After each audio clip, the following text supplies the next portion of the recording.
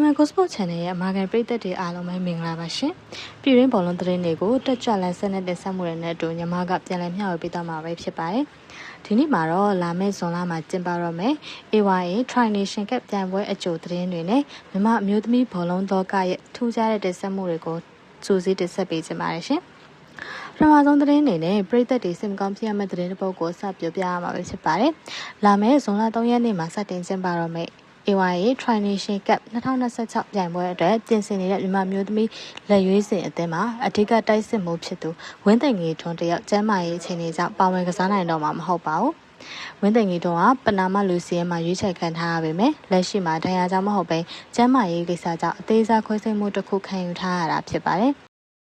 အသင်းဆရာဝန်ရဲ့ပြသချက်အရခွဲစိတ်မှုအပြင်ပြန်လည်တက်တာလာဖို့အတွက်တလာခွဲခန့်တီးသက်အနားရွာမှာဖြစ်လို့အသင်းနဲ့လာရောက်ပိုးပေါင်းနိုင်ခြင်းမရှိသေးတာပဲဖြစ်ပါတယ်။ဝင်းသိမ်ကြီးတို့တရားအမြန်ဆုံးပြန်လည်ကျန်းမာလာဖို့ MN Gosport ကနေလည်းဆုမွန်ကောင်းတောင်းပေးလိုက်ပါတယ်ရှင်။ဒုတိယအနေနဲ့ကတော့မြန်မာအမျိုးသမီးပွဲကြည့်ခြင်းတဲ့ပရိသတ်တွေအတွက်လက်မှတ်သတင်းပဲဖြစ်ပါတယ်။ပြန်မဲကလည်းနီးလာပြီဆိုတော့ကွင်းထဲထိတွားရောက်အားပေးမဲ့ပရိသတ်တွေအတွက်လက်မှတ်ဝယ်ယူရမယ့်အစီအစဉ်လေးကိုပြပြပေးပါမယ်။ AYA Bank Tri-Nation Cup ပြိုင်ပွဲအတွက်ဂျိုတင်လက်မှတ်တွေကိုမေလ31ဇွန်လ1ရက်2ရက်တွေမှာနနက်10:00နာရီကနေညနေ4:00နာရီအတွင်းမြန်မာနိုင်ငံဘောလုံးအဖွဲ့ချုပ် MFF မှာတွားရောက်ဝယ်ယူနိုင်မှာဖြစ်ကြောင်းကြေညာထားပါတယ်။ Online ကနေလွယ်တကူဝယ်ယူခြင်းနဲ့ဆိုရင်တော့ AYA Pay ကနေဂျိုတင်ဝယ်ယူနိုင်မှာဖြစ်ပြီးလက်မှတ်စည်းနှုန်းတွေအနေနဲ့အထူးတန်း9000ကျပ်၊ရိုးရိုးတန်း2000ကျပ်ဆိုပြီးအသီးသီးသတ်မှတ်ထားပါတယ်။နောက်တဲ့သတင်းကောက်တစ်ခုကတော့မြန်မာနိုင်ငံဘောလုံးအဖွဲ့ချုပ် MFF ကမြန်မာလက်ရွေးစင်အမျိုးသမီးအသင်းရဲ့နီးပြချုပ်ဟောင်းဂျပန်လူမျိုး Mr. Tetsuro Yuki ကိုအမျိုးသမီးဘောလုံးနီးစနစ်ဒရိုက်တာအဖြစ်တရားဝင်ခန့်အပ်တာဝန်ပေးလိုက်ပြီပဲဖြစ်ပါတယ်။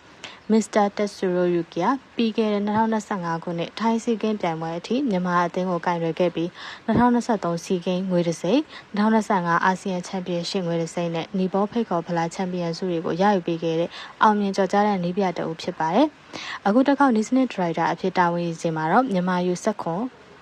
15 19တက်တန်းအလိုက်အမျိုးသမီးအသင်းတွေကိုနီးစနစ်ပိုင်းတိုးတက်အောင်လှုံ့ဆော်သွားမှာဖြစ်ပြီးအမျိုးသမီး